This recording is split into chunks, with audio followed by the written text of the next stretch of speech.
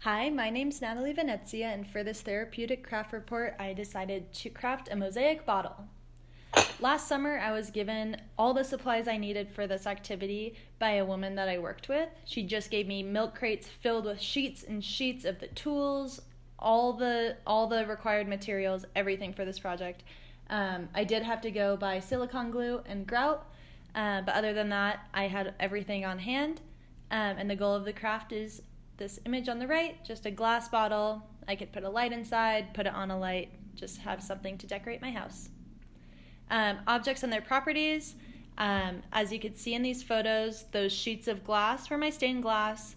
That clear handled tool is my oiled filled glass cutter, and that'll be used to do the scoring. And the running pliers will be used to do the actual cutting of the different small pieces. For space demands, I did this project outside on a round table using a piece of plywood, maybe 2 feet by 1 foot.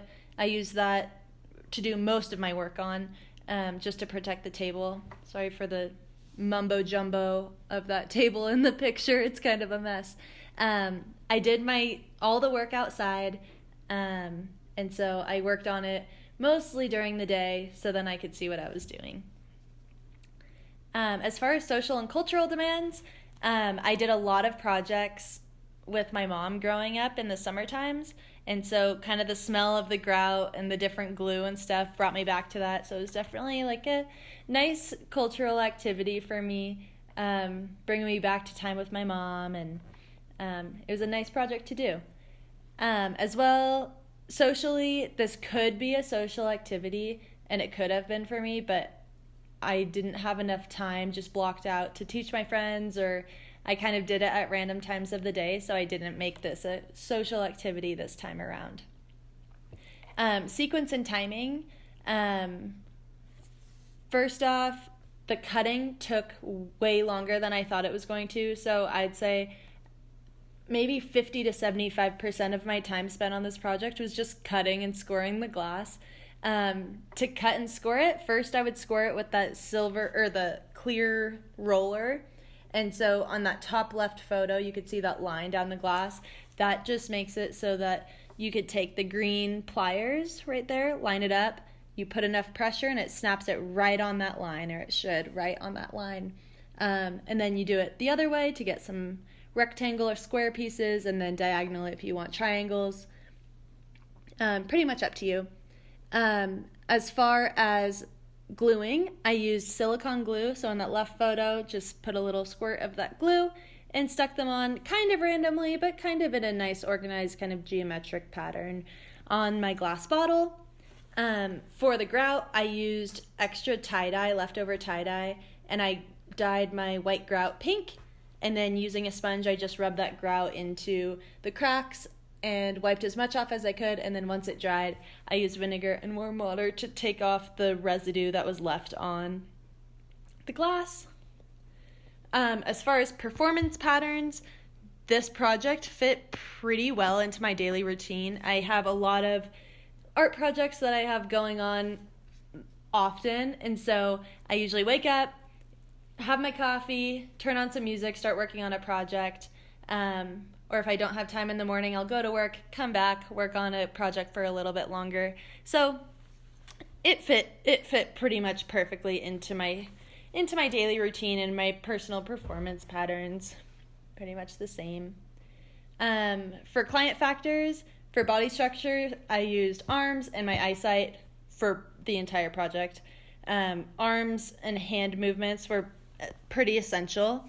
To do the cutting, to do the lifting of the glass, choosing, reaching all the pieces.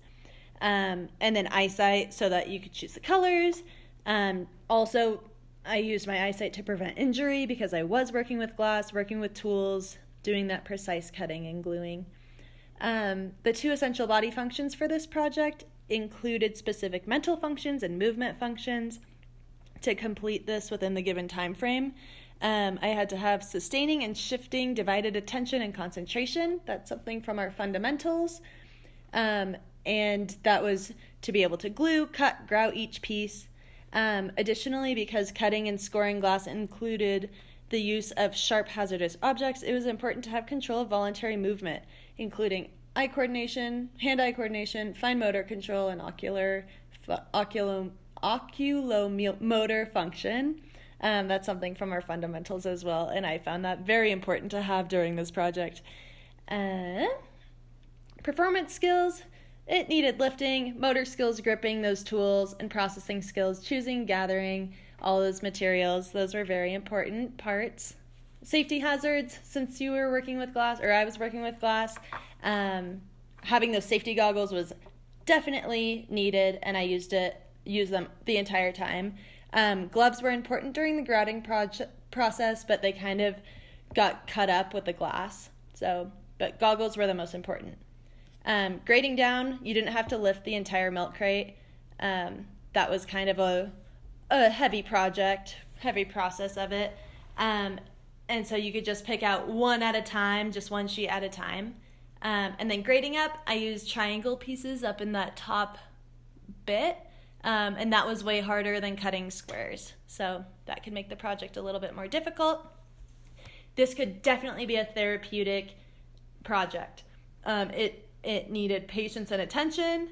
I think it really focused on health and wellness, just having time, putting your phone down, being outside, listening to music, being with your own thoughts. It tested your physical capacity, so being outside, being able to have something that you can show that you did.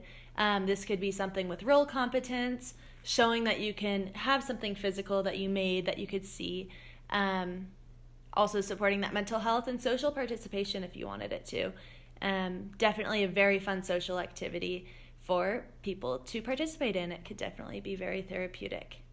Here are my references. Thank you so much.